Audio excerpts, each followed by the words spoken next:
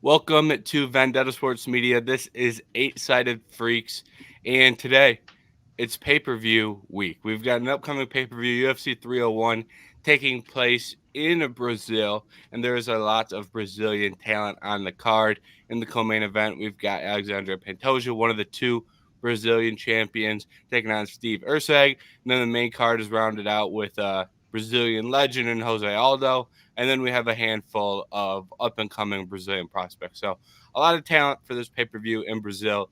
And today we are breaking down the main card, and then we'll hit a final thoughts at the end and kind of quickly touch on a few prelim fights.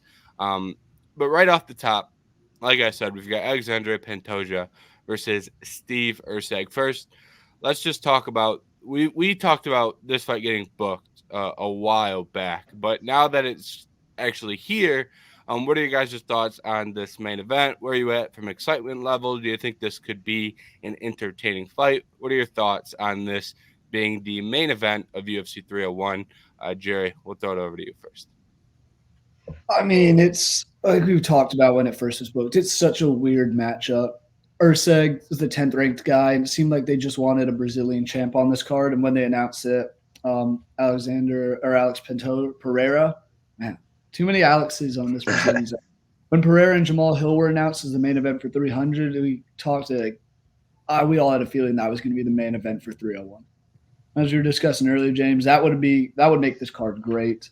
Instead, it's good, no complaints at all about it. But this main event, it's just like I don't know what to expect. I feel like Alexander Pantoja, he's only a minus 190 favorite, or at least opened at that, so it's a lot closer than I thought it would be. But I feel like there's other guys I would rather see fight for this belt. It's just the flyweight division's such a mess at the moment that Erceg was the only guy who really was up and ready for it.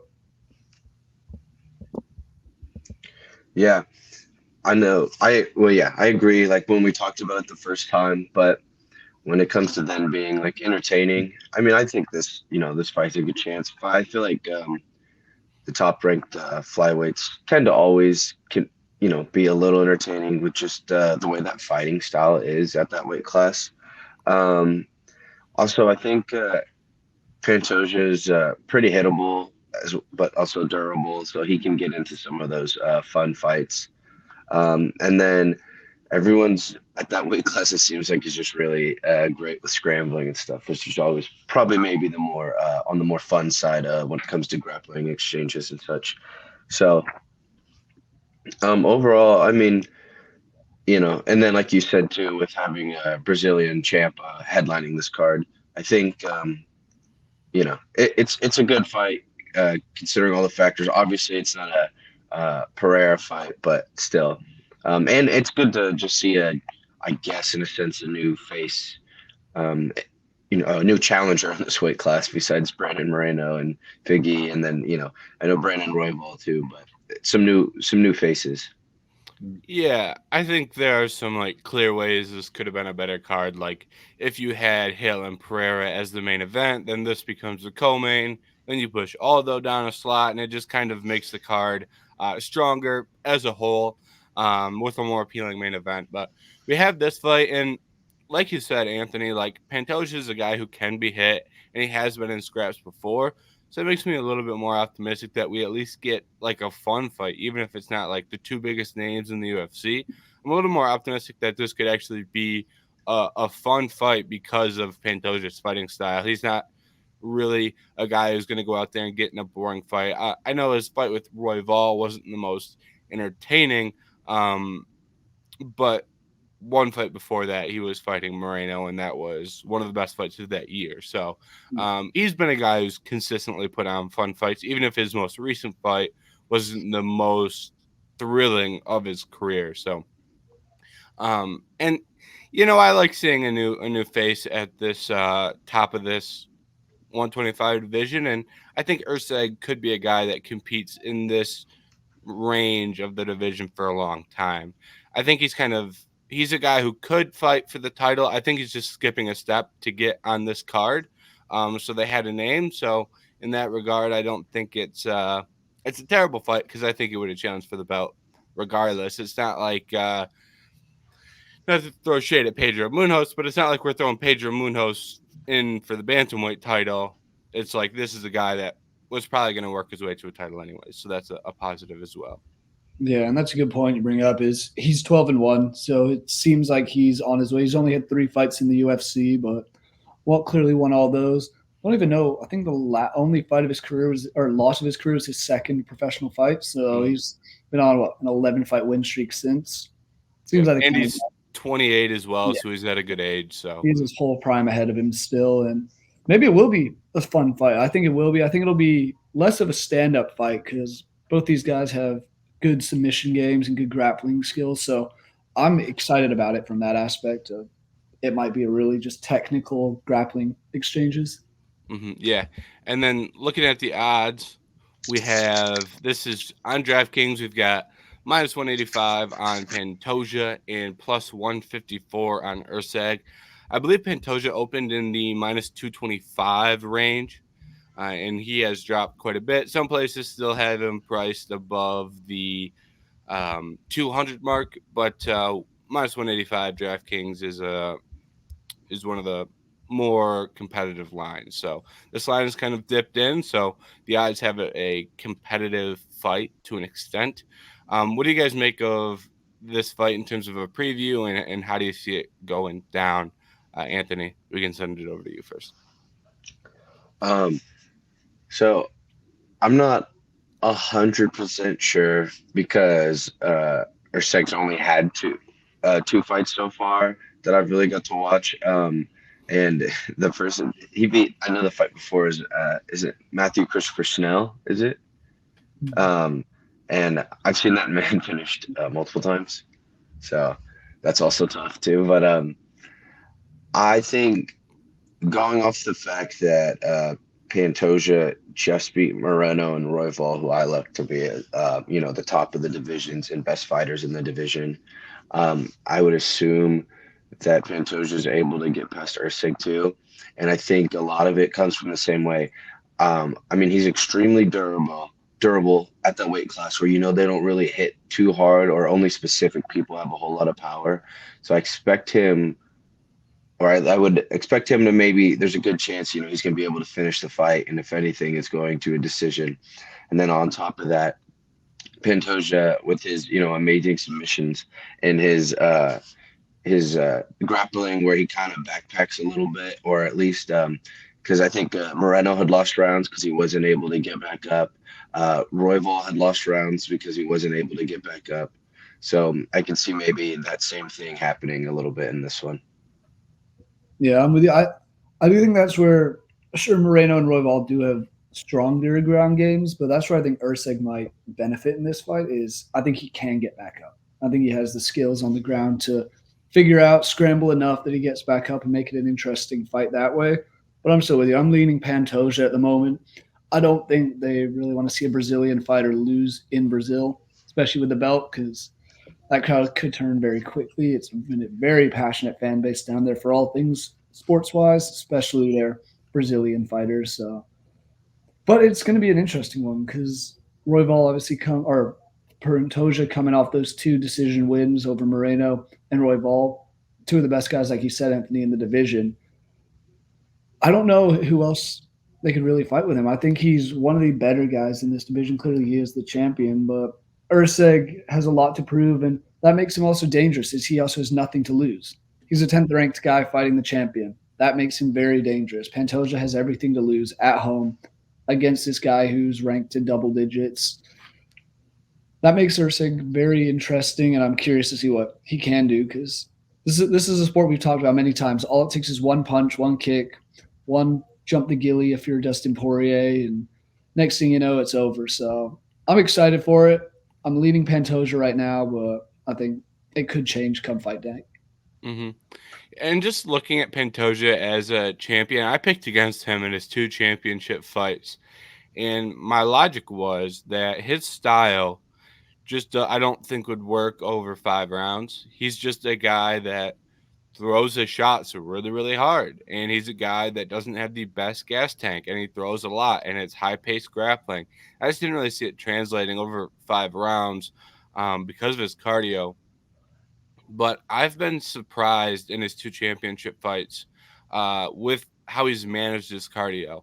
Um, like the Moreno fight was pretty fast paced, and he found moments in that fight where, oh, let me hold against the fence here, let me get a backpack here, like ways to kind of extend his cardio and find moments to catch his breath a little bit and kind of gain a second wind.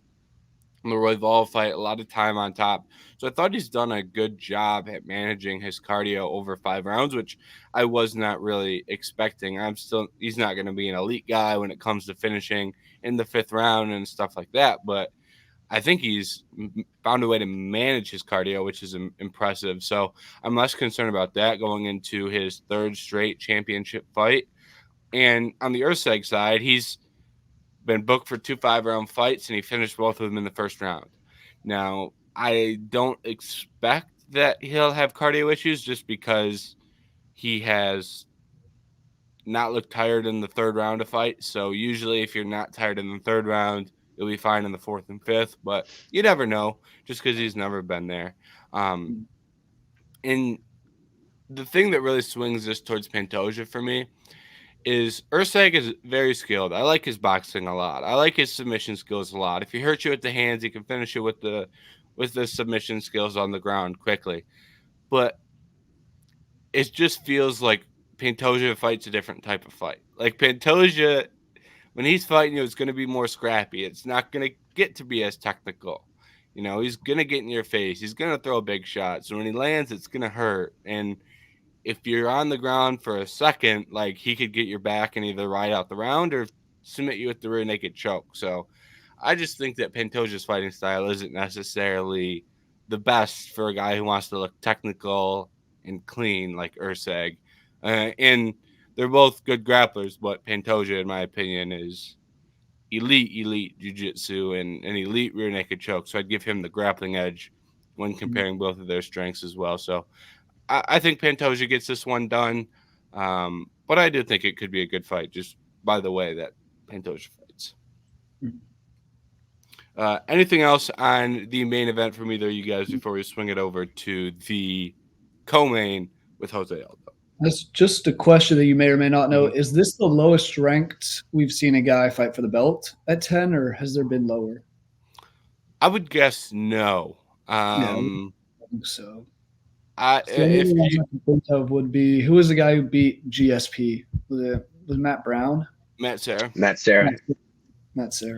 Yeah, he got that fight after I think he won the Ultimate Fighter maybe. So he probably wasn't even ranked at all. That's the only other one I can think of. Yeah. I think Dan Henderson was ranked pretty low when he fought Bisping in England when Bisping was the champ as well. That was kind of a redemption arc, and we give Bisping the guy he wants in England and stuff like that. So those would be the two off the top of my head that are in terms of going down in the ranks to find a challenger. Okay.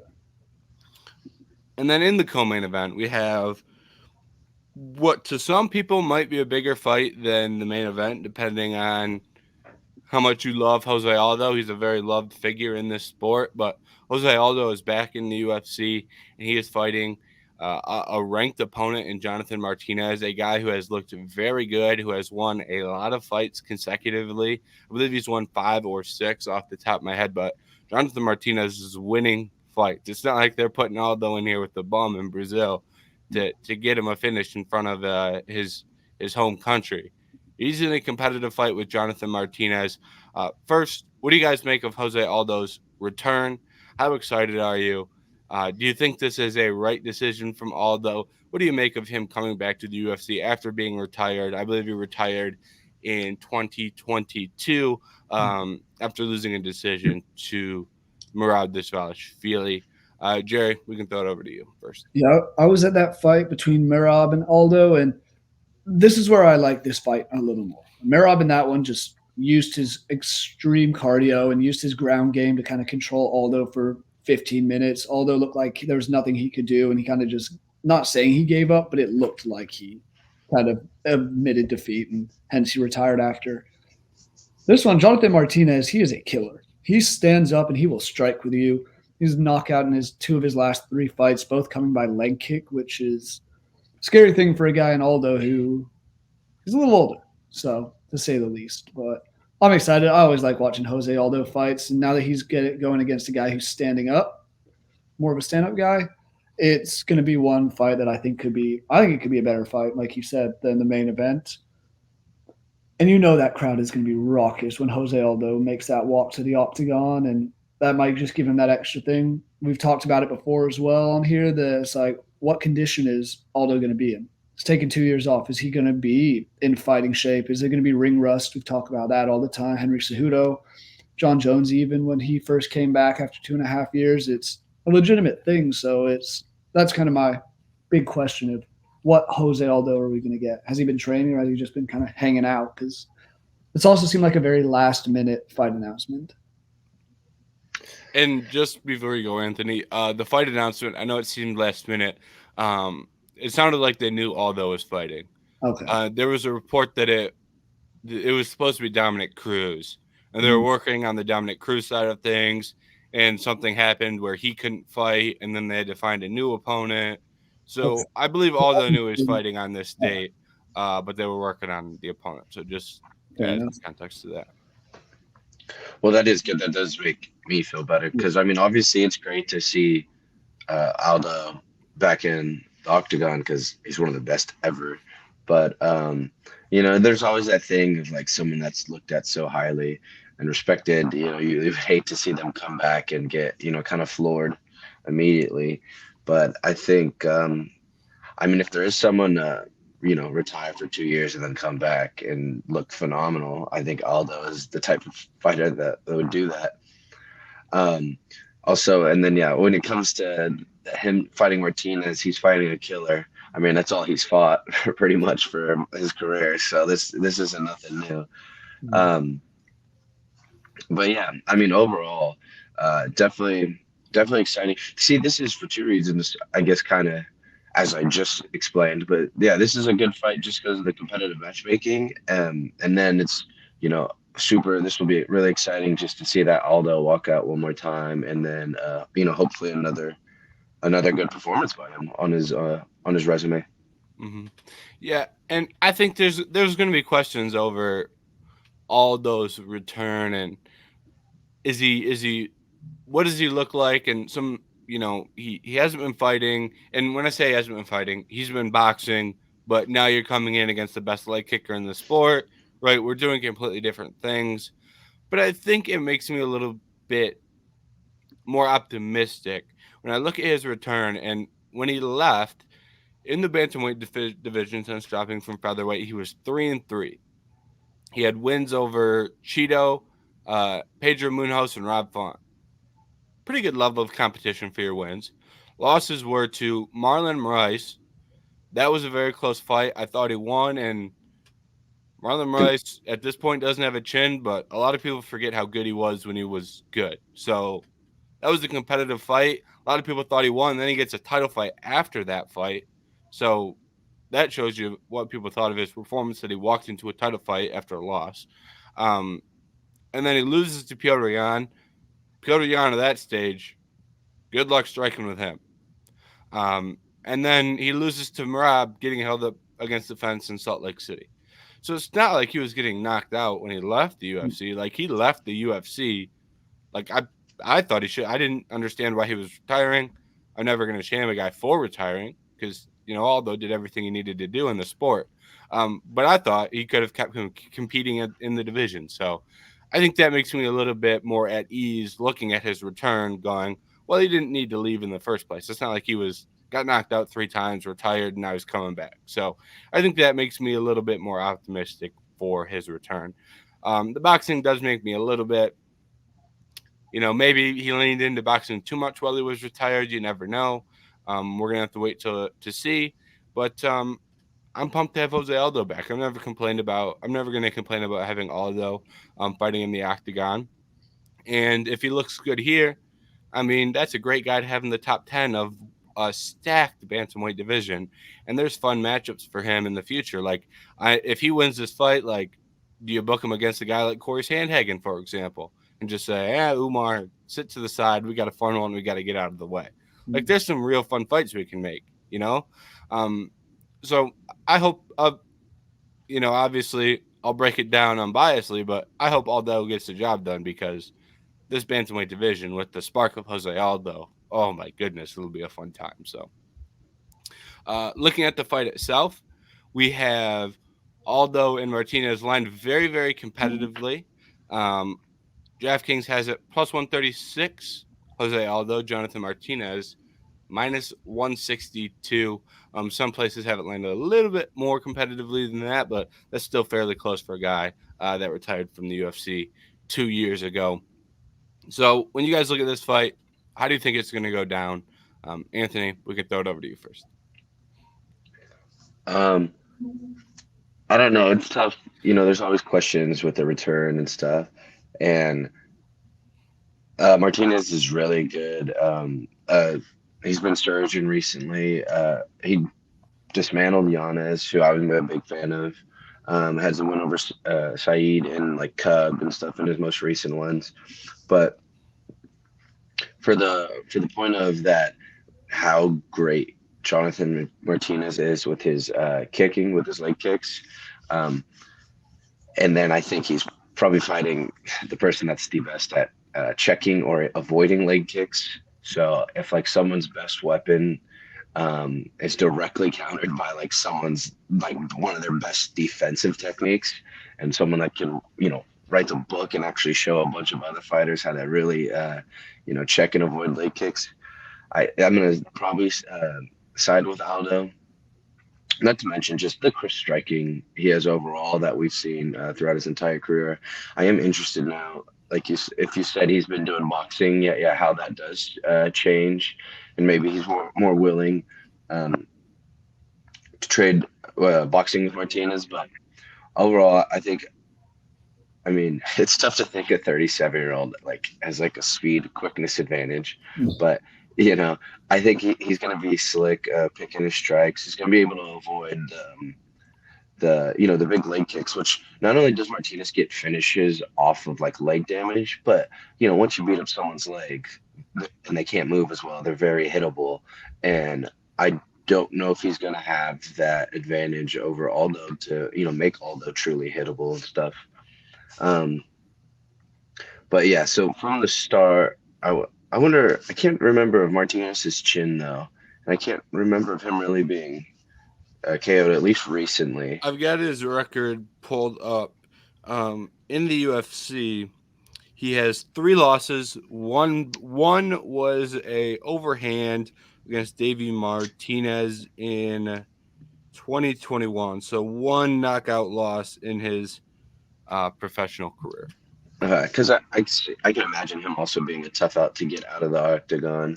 But yeah, I'm gonna be leaning Aldo. And then my last question was, the elevation here is fine, right? It's normal. Yeah, Rio's sea level. Okay, as long as it's not, exactly. As long as it's not like Mile High or Salt Lake for some reason, but we'll be fine. Yeah. I didn't even think about that. That was good to know. I don't have the Brazilian elevations off the top of my head, so it's nice to know we're not way up there in the air. Because if we were, Jose Aldo, he struggled in Salt Lake City elevation. Yeah, nothing that was going off what you're saying. I think that was a big part of that, just domination by Merab. Is he trains up in the mountains in Georgia? I mean, work at times he's just a dog, and Aldo was gassed. Yeah, he was 0 for 13 on takedowns or something. Yeah. But then pretty soon, I think Aldo's just like, I'm just going to – I don't even want you to shoot again. I'll just stay against the fence. I'm tired. Very similar to Leon against Kamaru, where he was just like up against the fence, like, I don't know, man. He obviously didn't land the shot that ended the fight, but large portions of those fights were very similar. Yes, and that's where the altitude does play in. Sorry, man. Yeah. No, I was to say, and then Costa and Rockhold are just freaks. So, but no, that was it for me. I'm siding with Aldo. Yeah, I'm gonna lean Aldo. This is one of the ones where it's like head over heart almost, and it's like love Aldo and want to see him do well. And I don't think they would book him against someone that he would walk in and get dominated like he did against Merab. I think he obviously has a fighter's chance in hell in this one, so I think he could very well do it. It's going to be a Is this is a 3-round fight? Yeah, or yeah, Pretty sure, yeah. yeah. I haven't seen anything saying otherwise, so I think that benefits Aldo immensely if he can actually come out. I was looking at the stats at this arena where they're fighting. He's fought 3 times before, won 2 of them, lost to Max Holloway. So he has history fighting here. Crowd loves him in Rio. It's going to be an interesting, fun one, and I think I'm going to take Aldo at the moment, but we'll see what happens come Saturday night.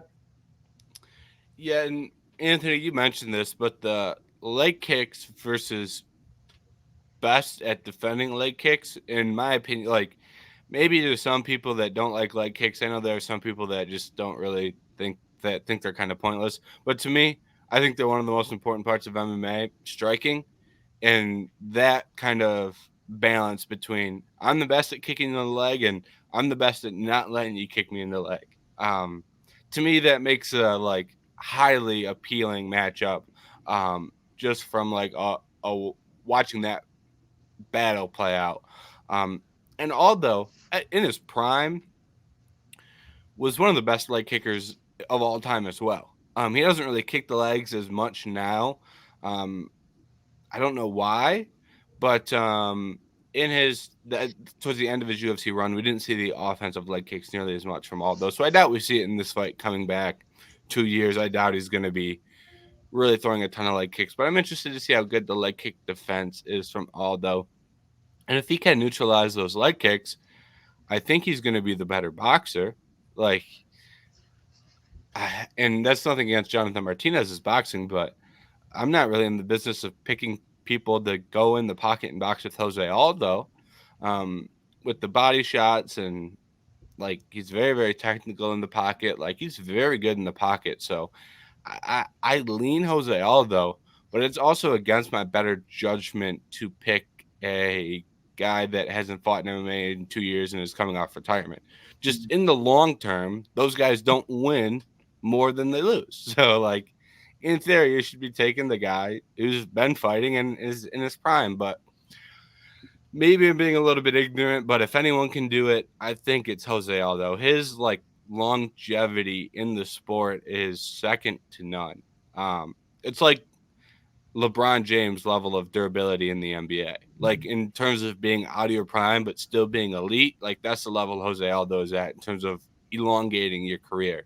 It's remarkable for MMA considering the amount of damage you take in fights and in the lead up to fights. I don't know how he's managed to do it, but he was a champ in WEC. Like he was a champ in the WEC before the UFC even had the 145-pound weight class. That's how long he's been at the top for. So his longevity is just absurd, and I think he can get the job done here, but I will admit I gotta watch a little bit more tape on this one. This is the one that probably requires the most amount of tape from me personally, so maybe I've switched my pick before the preview post comes out on Friday, but right now I'm picking Aldo, and I'd have to see something significant to change my mind. Now this is where the drop off in quality really hits. And no, like we have some good fights here, but these are just not top tier fights. These are not, guys in the top 5. But this next fight we have Vitor Petrino taking a step up in competition to fight UFC veteran Anthony Smith. This is the Anthony Smith test for Vitor Petrino, right? You've been winning, you've been beating unranked guys. I believe he's 5-0 in the UFC. Won his fight on Contender Series, looked good on Contender Series, has rattled off some wins in the UFC. And now you're in the rankings. Can you beat Anthony Smith? Because if you can't, we're not going to waste our time here. But if you can, we'll move you up the rankings even more. And we'll give you the shot in Brazil, in your home country. So very important fight for Vitor Petrino. And for Anthony Smith, hey, man, we got to start seeing some wins out of you, buddy. That's the point we're at with Anthony Smith. So this fight is kind of really important for both fighters in an interesting way. In terms of the odds, we've got it pretty wide lean for Vitor Petrino.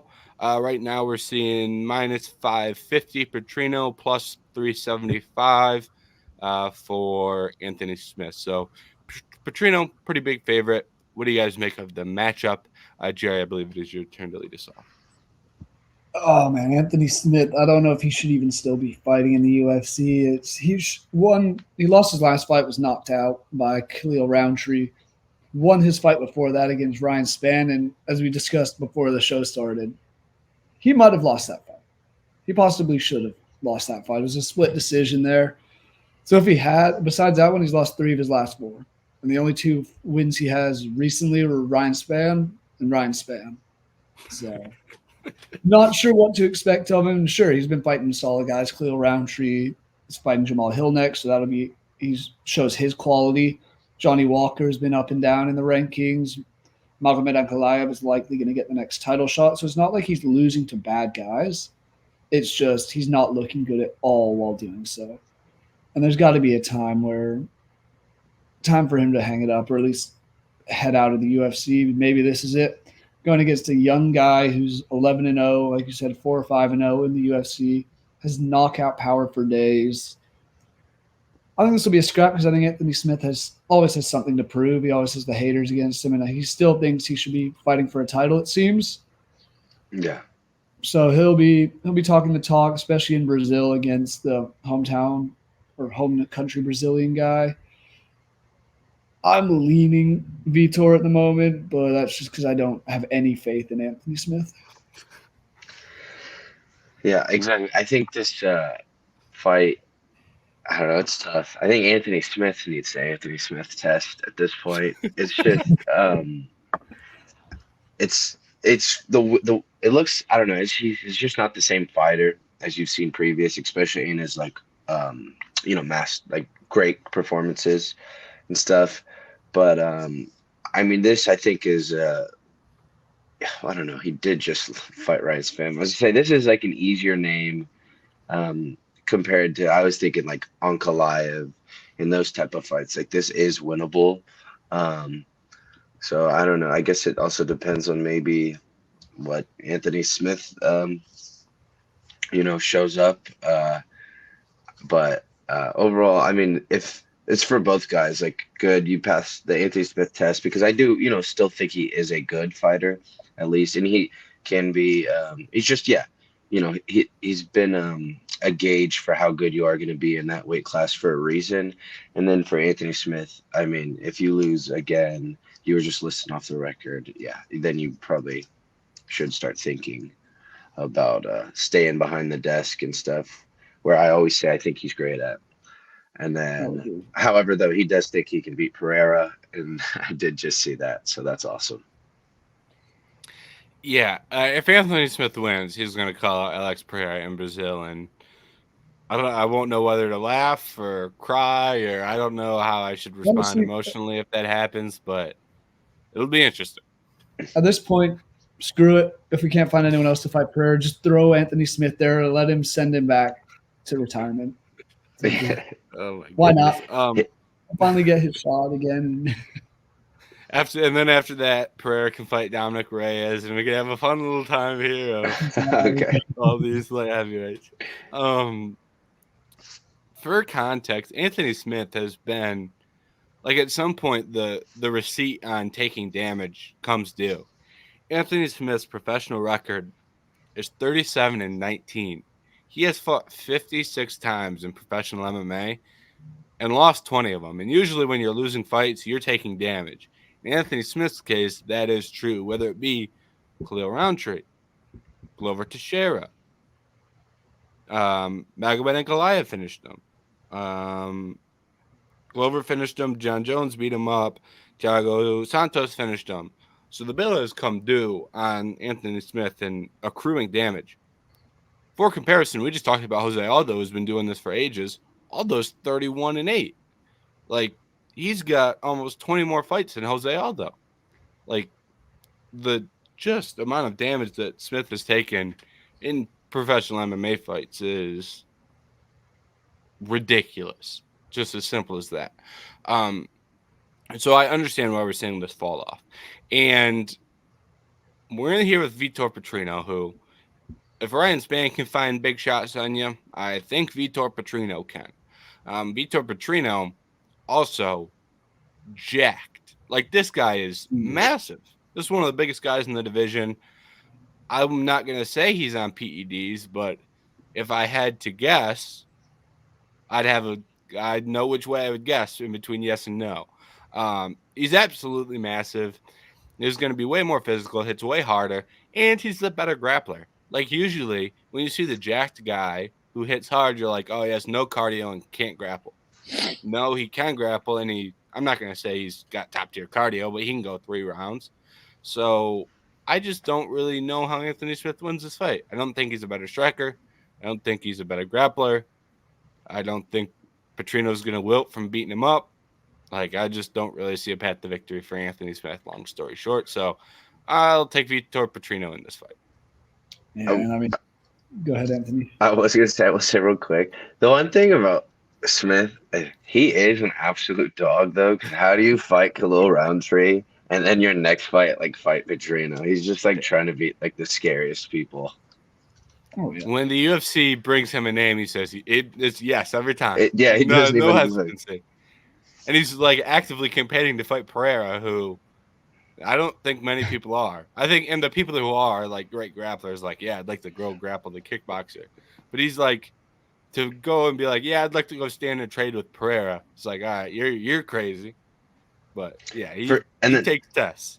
For how smart and technical he is when he explains things, like when he's at the desk too, like that man, I think there's not a fight he thinks he would lose. No. And that's an insane confidence to have. Really, I mean, that's part of why he's been around for so long. Is he always thinks he can beat whoever, even if he can't, one way or another. And that makes him dangerous. But last point on this is, like you said, James, Petrino has very good grappling for a guy his size, and when he gets you down, he can throw some mean ground and pound, and I think that's where the damage is going to come for Anthony Smith, is those elbows and just hammer fists all day. Yeah, and it's hard to get Petrino off you because, yeah, he's big and he hits hard, but when he's on top of you, all that muscle mass is now on top of you. It's almost like kind of getting a heavyweight off you as a light heavyweight. It's tough to get up once he gets you down, flattened out. So I think it's a tough fight for Anthony Smith. I think just overall, I mean, yeah, I'm probably leaning Petrino. I would love to see like a Smith, kind of shocker, good performance. But I think it's just, if you just look at ever since that Glover fight, when I think the damage really started to show, even though his record might be split, the wins are only against like Spann, Devin Clark, and Jimmy Crew. And he just loses to people that are better than, I would, say a little bit above average in this division. So I think Petrino's probably a better name than a couple of those people right there. So I still think I'm going to side with Petrino. Yeah, he took a lot of damage in that Glover fight, like a ton. Like that was a late stoppage. He was tired, and Glover was just ground and pound for long periods of time. That was kind of crazy how late that stoppage was, and I think that took a little bit out of the gas tank, unfortunately.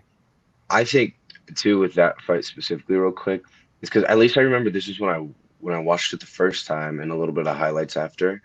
I mean, I guess it is a late stoppage, but like every time he was about to get stopped, he would do something, he would intelligently defend himself. Mm-hmm. So like he was still, I mean, he was in it, but I mean, he was doing everything that needed to be done for that fight not to be stopped.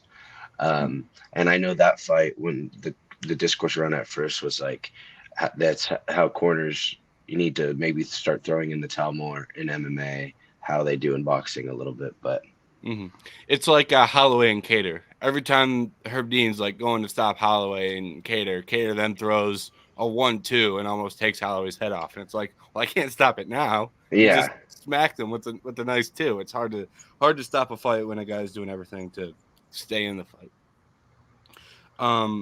Moving down on this card, we have Michel Pereira versus Ihor Potieria. This is another fairly wide line, I believe. I haven't even looked yet.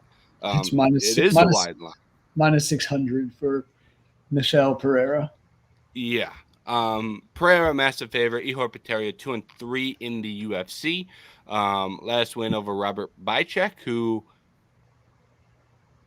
It was Eastern European fraud versus Eastern European fraud in that fight. The other win is Shogun Rua in Brazil.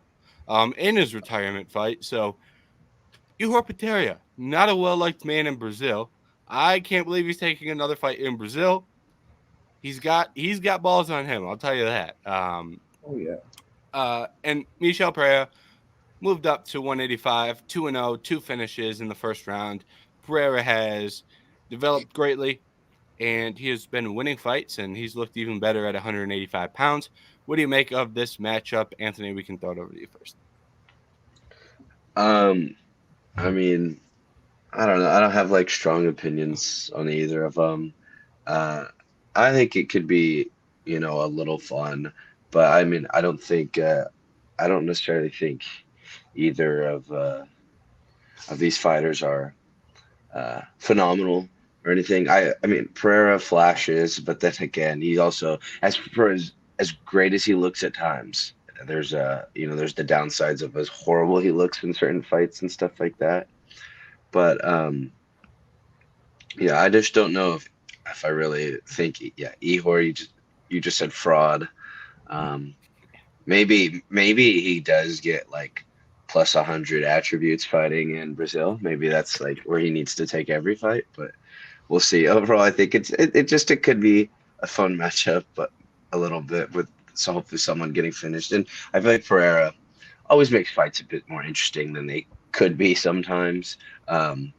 So this definitely has like first two fight on a not the best card. Like this is like the ideal fight right there, but we'll see. Yeah, I'm taking Pereira for sure in this one, but it's one of those things that you got to tip your hat off to Ihor because he's after this fight he fights who is it Magomed? No, not Magomed. Sharp Sharaputin Magomedov. Yeah.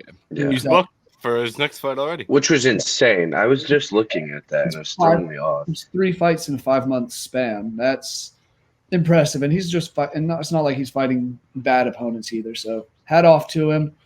I think it's gonna come to fruition though when he gets in there with a guy in Pereira who, like you said, James, he's finished his first 2 fights at middleweight, and it's been a knockout and a submission. So he's all around a great fighter in terms of he can do it on the feet, can do it on the ground. I don't see there being anywhere where Ihor can kind of slow him down, and I think he gets it done pretty easily.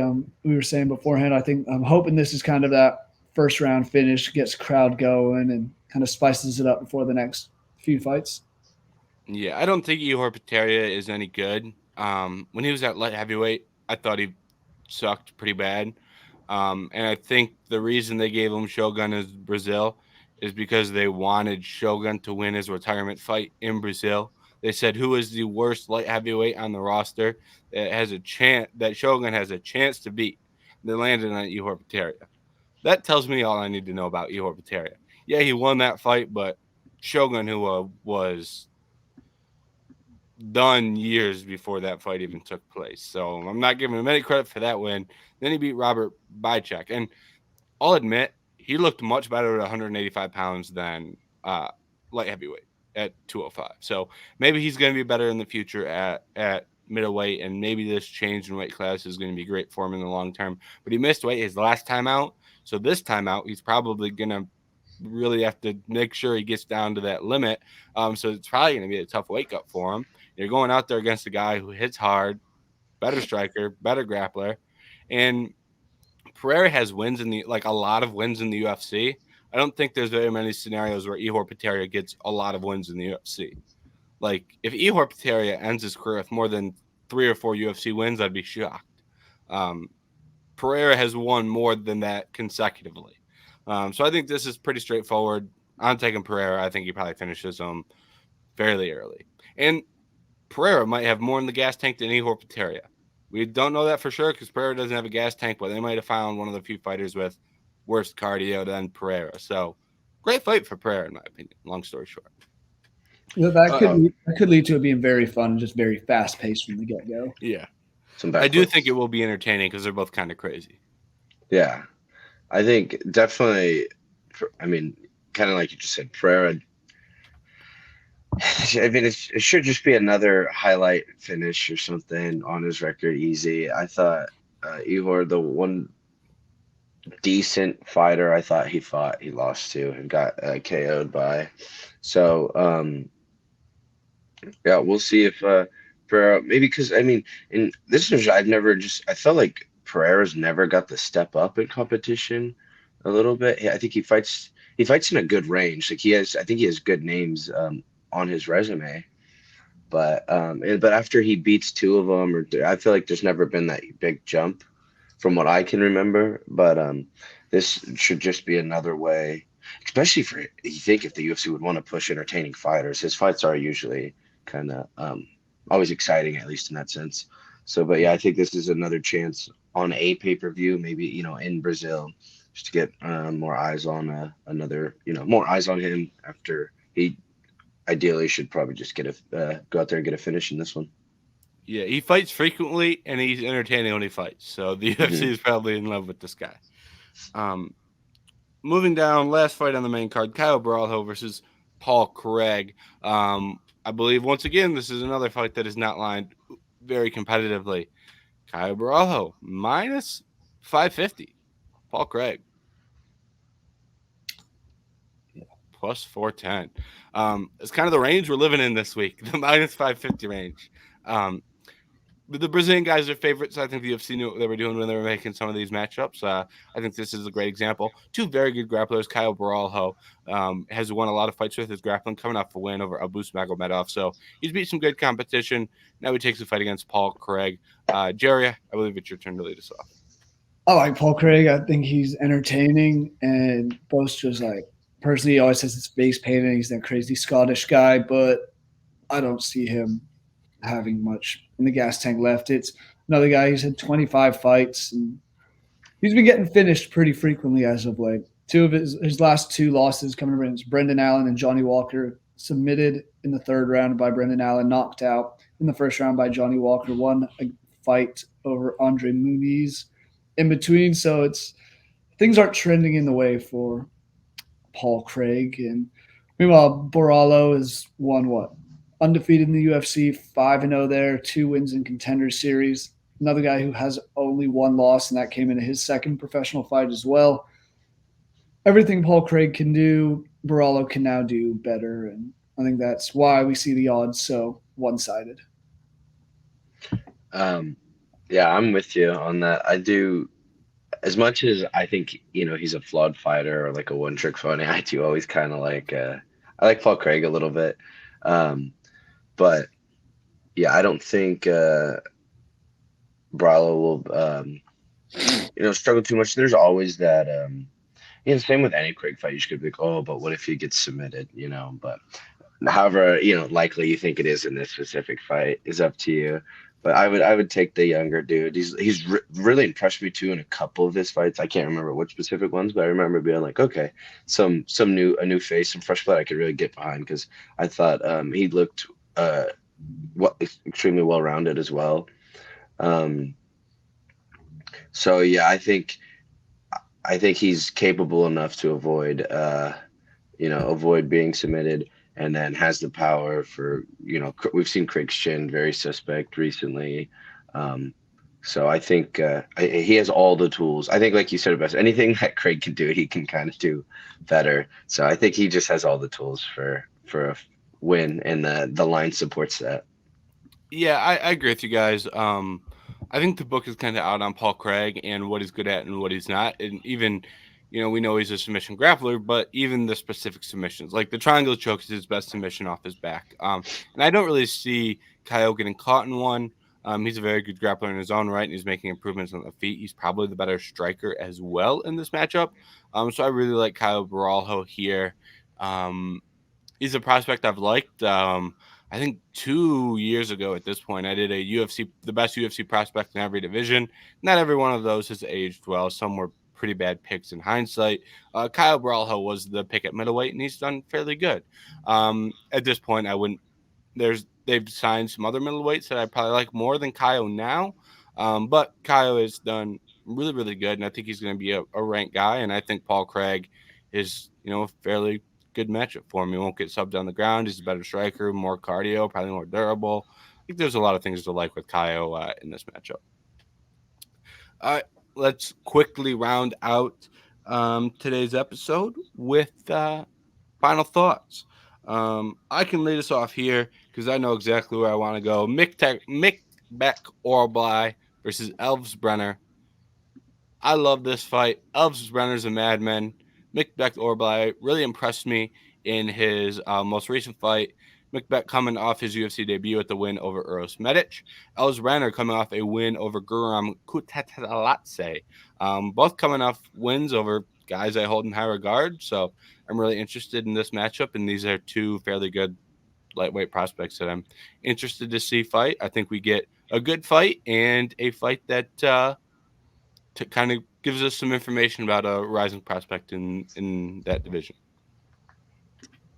Anthony, you want it or you want me to go? You can go. I think I got one or two. I think that I got. So let's see who you pick up as I keep looking. I'm gonna go with kind of the featured prelim, Jack Shore, Okay. Joe Anderson Brito. But God, you got to feel for Jack Shore here. Solid kid fighting, but he's going up against Joe Anderson Brito, who is a certified killer. Won all 3 of his last 4 wins, first round finish. The only other one was a second round finish. He knows what he's doing in there, and he's going to be an absolute dog. Meanwhile, you look at Jack Shore, he has 1 loss on his professional record. He's 17-1, and that came against Ricky Simon in 2022. So not a bad fighter at all. But going into Brazil and fighting a guy like Joe Anderson Brito, feeding him to the wolves almost. But if he can come out of that, there's big stock up on Jack Shore. I agree. That was obviously one of my picks. It's looks like one of the best fights on the prelims, and it is the featured one for a reason. Real quick, I want to say Alessandro Costa. Did we talk about him before? Okay, I guys just say that name sounds very familiar. So I would actually love to really watch it this time. But the fight I was gonna go with was the Ismael Bonifim because when he beat Terrence McKinney, it was like a shock. I didn't see that because it was his debut fight, and he looked insane. I think that was it caught him with the knee. And so I was like, okay, let me watch his second fight. And then I remember he loses and like got kind of beat pretty handedly. And I was like, oh, maybe that's a flash in the pan. Then I just checked again and he lost to Saint Denis. So, that's not, it's a little unfair to like judge him harshly off that. So I would love to see, look, it is his 3rd fight anyways, but I would love to really, see what he can do in this fight against someone that's not Saint Denis. Because for having 2 fights in the UFC, those 2 names are pretty wild, and I think the dude he's fighting is the Mustache Man.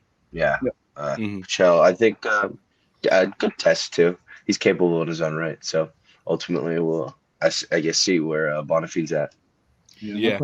We haven't seen Michel fight since 22. So Really, it's been that long. yeah, and it was Madsen too. I do remember that fight. Because I kind of like Madsen. Retired since then too. So it's been a while since we've seen him and his wonderful mustache fight. Yeah. I'll show some love to that Alessandro Costa and Kevin Borralho fight as well. You kind of brought it up, Anthony. But these are 2 guys I really like. When they booked this fight, I was like, oh man, one of these guys has to lose. Costa 1-2 in the UFC, only losses to Emil Bazzi on short notice and Steve Erceg. So. And the Steve Erceg fight was competitive. 1-1 going into the 3rd. He loses the 3rd. Borralho lost his UFC debut to Joshua Van, who I think Van is a really good prospect. So 2 really good prospects kicking off the card, and I think that's going to be an entertaining fight as well. So these prelims, I think, are actually in some way, shape, or form good just because we have so many Brazilian prospects that kind of important for future, depending on which prospects look good and which prospects don't. So. All right, that's the show. UFC 301 in the books. Come back next week for a recap of the fights, and make sure to tune in later in the week, vendettasportsmedia.com. I'll have the written preview out on Friday, and best bets will be out on Friday. So make sure you check those out. The preview will have all of our picks, our final picks, fighter method, and Garrett's picks will be in there as well. So make sure to check that out. Thank you for tuning in. We'll catch you next time.